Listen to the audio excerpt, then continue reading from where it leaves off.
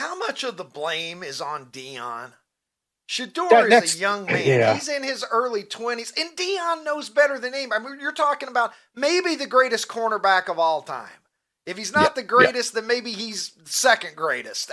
We're talking about a legendary talent, a guy who has won, a guy who understands the league, a guy who understands what it takes to perform at the highest level, a guy who is coaching a major college football program, who is a mentor to young men. Why can't Deion let go of some of the theatrics? And it seems to me, at least, looking at it from the outside, why can't you understand that this is hurting your son? You're actually harming your son's opportunity to get the most out of his talent. And Deion has no excuse for that, in my opinion, because Deion knows better than any of us what his son needs to figure out in order to succeed at the next level.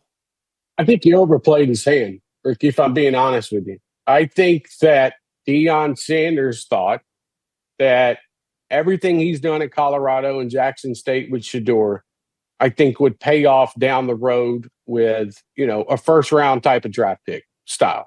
I think that at the same time, Deion Sanders doesn't have a filter. And I give him a lot of credit for that. He doesn't. He's going to tell you how it is. He doesn't care how it's going to sound. He's going to come out and he's going to go on podcasts and he's going to speak to the media following games or during the week. And he's going to tell you exactly how he feels.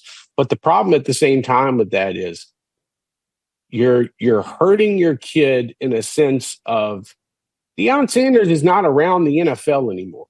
He's not an analyst. He's not on the NFL Network. He's not on ESPN, Fox, CBS, any of these type of companies anymore.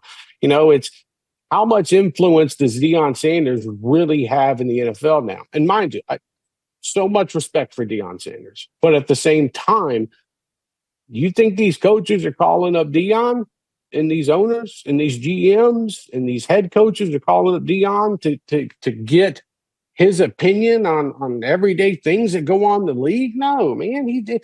You're coaching college football. You're going to try to get an NFL job down the line is the way that I look at it.